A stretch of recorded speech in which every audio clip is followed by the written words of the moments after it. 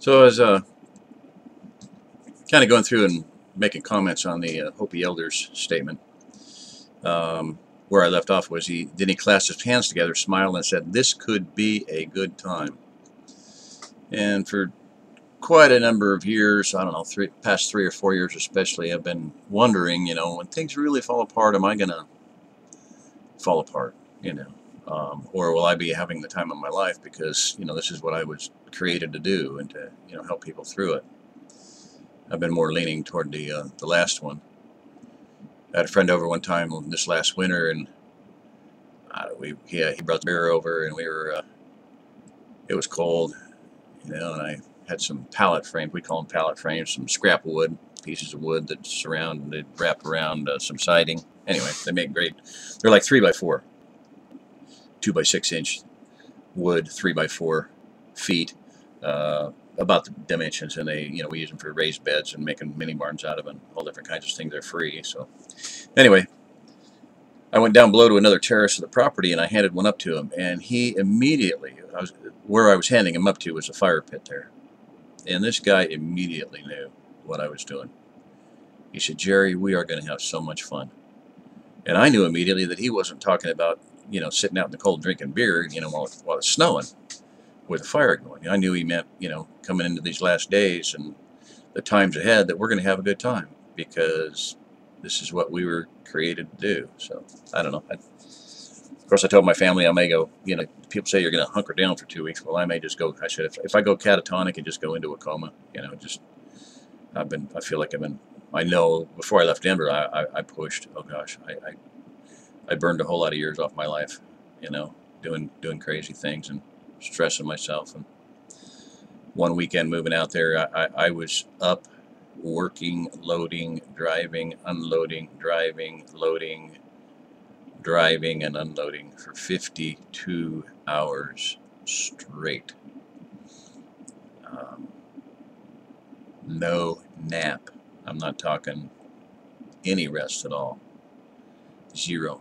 52 hours. I hope I won't ever break that, because it will kill me. It almost killed me back then when I was in much better condition. So anyway, I've pushed myself, and because I have felt a huge, immense burden, and I felt like there were things that needed to be done, and I've been trying to do what I've been gifted to do. So that's all I can say. Go into more of that later. This could be a good time, and I say there, I know, this is a comment I wrote one time, and I know it will be in the final analysis, because we're going to be recreating, frightening as it is, because we will be seeing a cleansing, a recreating of our lives and culture, and I believe that's going to happen. That's, why do you heat up the dross that you get out of mines so you can smelt the gold out, the silver? That's what's happening. We're going to get heated up, and it's going to be a hot fire, but it's going to clean us up.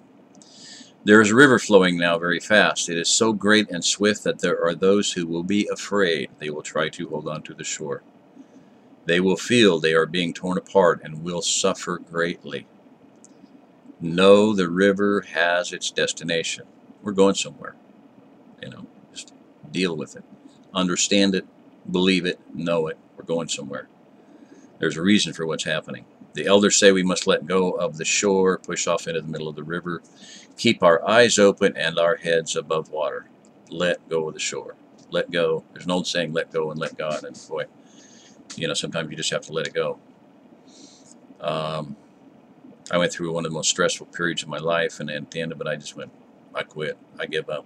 I let go. And I consciously and subconsciously, in every way, shape, or form, and I said, I give up. And that friend that I just talked about a little while ago about, having a good time, and we're going to have the time of our life, drove over one night with his wife and at the time, and gave us a van that we're still driving to this day. So I gave up, and something good happened. What do we need anyway? And it says, and I say, see who is in there with you in the river, and celebrate. At this time in history, we are to take nothing personally, least of all ourselves. For the moment that we do, our spiritual growth and journey comes to a halt. The time for the lone wolf is over. Gather yourselves. Banish the word struggle from your attitude and your vocabulary. All that we must do must be done. All that we do now must be done in a sacred manner and in celebration. We are the ones we have been waiting for. Couple, three things about that. The time for the lone wolf was over. The survivalist mentality is going to kill a lot of people. Maybe 3/4 of the people that think that way. Maybe 90%. Probably the 80-20 rule is a real general rule. Maybe the 80-20 rule will come into play. I don't know. Bigger majority of the people that have a survivalist mentality are not going to make it. I think in reality, final analysis, none of them will. That's my personal take on it. Reason being, they might make it physically. In their own writings, shot through in their writings, is the idea that once you step over the edge, once you commit murder, you're a murderer, and your conscience gets continually dragged through the gutter until it, as the scripture says, it's seared. And one of the best books ever written, one of the very, very best books ever written, is Lights Out by David Crawford. Very instructional book, one of the most instructional, down-to-earth, practical, awesome books you can ever read on getting prepared, or actually dealing with a crisis after it's happened and being totally unprepared. Versus a group in there that was prepared. Okay, and what is it? What is preparedness really? And I'm telling you right now, preparedness is community, and community is not a bunch of people buying a property or living on 10 acres or 90 acres or 200 acres. That ain't community. That's a good place to start, and it's a good place to get some experience. But community is having every single facet of civilization represented in your immediate area. And I'm here to tell you everything. The butcher, the baker, the candlestick maker, mechanics, midwives, some EMTs, radio, communications, medical, doctor, dentist, and carpenter, plumber, electrician. Somebody needs to build a fence, somebody needs to do, put up a greenhouse, butchering, smoking meat, building a spring house, drilling a well, making a hand-operated pump so you can get water out of the well if you don't have electricity or some other kind of power. Everything. Sanitation.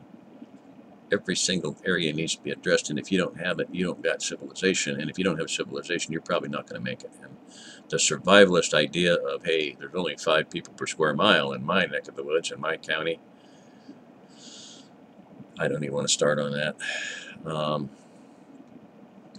I don't so much pity those leaders who have written the books for so many years and have lectured at the preparedness expos and the survivalist things and have the big blogs, the big survivalist blogs going on.